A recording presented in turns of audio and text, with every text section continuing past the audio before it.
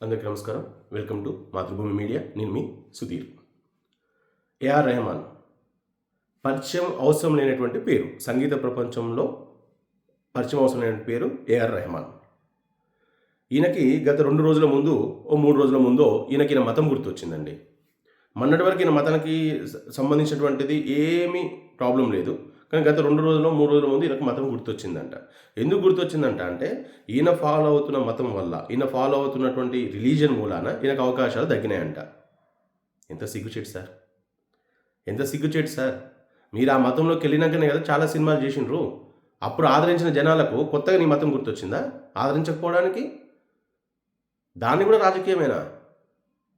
నీతో పాటు పనిచేసిన చాలామంది సంగీత దర్శకులు ఈ మధ్య ఇప్పుడు పనిచేయడం లేదు.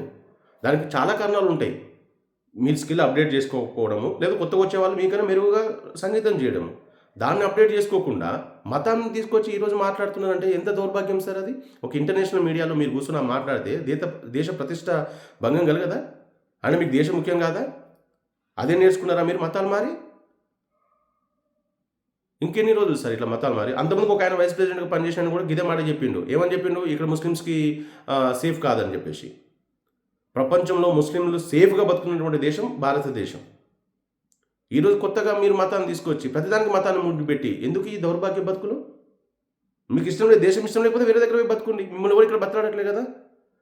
ఈ తిండి తింటారు, ఈ ఉప్పు తింటారు, డబ్బులు సంపాదించుకుంటారు, అవార్డులు గెలుచుకుంటారు. ఈరోజు నీకు అవకాశాలు తగ్గేసరికి మతం పేరుతోని దేశ ప్రతిష్ట దిగదార్చేలాగా మాట్లాడతారా మీరు? ఇట్లాంటి వాళ్ళని పాముకు పాలు పెంచినట్టే. జనాలు కూడా అర్థం చేసుకోవాలి, జనాలు కూడా మారాలి. లేకపోతే ఇలాంటి వాళ్ళు మొదటగా వాళ్ళ మతాలు గుర్తుకురావు, ఏమీ గుర్తుకురావు. ఈయన పనిచేసినటువంటి కోటి గారు ఉన్నారు. కోటి గారు కూడా ఇప్పుడు ఫేడ్ అవుట్ అయిపోయారు కదా, లేరు కదా. ఇళయరాజా గారి కన్నా గొప్ప దర్శకుడు ఆయన కూడా ఇప్పుడు అవకాశాలు లేవు కదా. కొత్త వాళ్ళు చాలామంది వస్తున్నారు, కొత్త టాలెంట్ వస్తుంది. మీరు అప్స్కిల్ చేసుకోవాలా, లేకపోతే ఫేడ్ అవుట్ అయిపోతారు. That is a very common. Not only in your industry, everywhere it is a very common thing. దాన్ని వదిలిపెట్టి మతం తీసుకొచ్చి మాట్లాడుతున్నావు అంటే ఎంత దౌర్భాగ్య బతుకుతున్నావు నువ్వు హిందువులో పుట్టి మతం మారినాక చాలా సినిమాలు చేసినావు నువ్వు. జనాలు ఆదరించారు. ఈ మధ్యన తీసుకొచ్చిన ఒక మంచి ఆల్బమ్ చూపెట్టండి మీరు.